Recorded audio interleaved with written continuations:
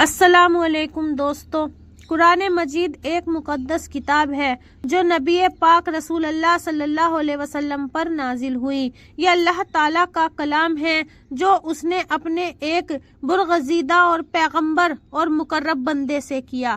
اسلام کی بنا اسی پاک آسمانی فرمان پر ہے۔ جس نے اطاعت کی وہ حلقہ اسلام میں داخل ہوا، اور جس نے ذرا سی بھی سرکشی کی وہ اس پاکیزہ جماعت سے خارج ہو گیا۔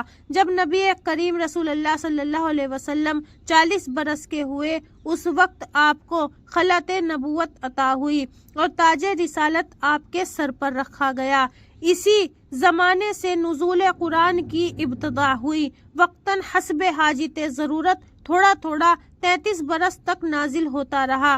صحیح یہ کہ آپ کی نبوت کے بعد رمضان کے شب قدر میں پورا قرآن مجید لوح محفوظ سے آسمان پر حسب حکم رب العزت کے نازل ہوا، اور بعد اس کے حضرت جبرائیل علیہ السلام کو جس وقت جس قدر حکم ہوا انہوں نے اس مقدس کلام کو نبی کریم تک پہنچا دیا۔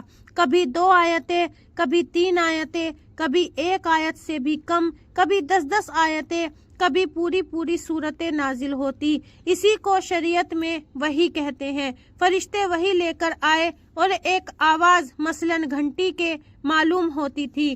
نبی کریم کو وحی آنے پر بہت تکلیف ہوتی تھی، حتیٰ کہ آپ نے فرمایا کبھی ایسی وحی آتی ہے تو میں سمجھتا ہوں کہ اب جان نکل جائے گی۔ فرشتہ آدمی کی صورت میں آ کر ہم کلام ہوتا تھا۔ حق تعالی خواب میں ہم کلام فرماتے تھے۔ تمام قرآن مجید حالت بیداری میں نازل ہوا۔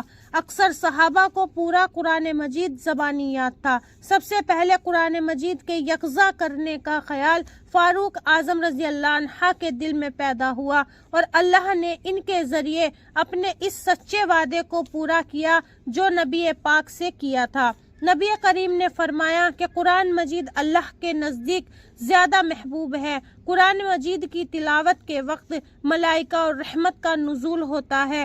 جو شخص قرآن کو اچھی طرح سے پڑھے اور اس کے حلال کو حلال اور حرام کو حرام جانے تو اللہ تعالیٰ اس کو جنت میں داخل فرمائیں گے۔ اللہ ہمیں بھی قرآن روز پڑھنے کی توفیق عطا فرمائے، آمین۔ ویڈیو پسند آئے تو ویڈیو کو لائک، شیئر اینڈ چینل کو سبسکرائب کریں۔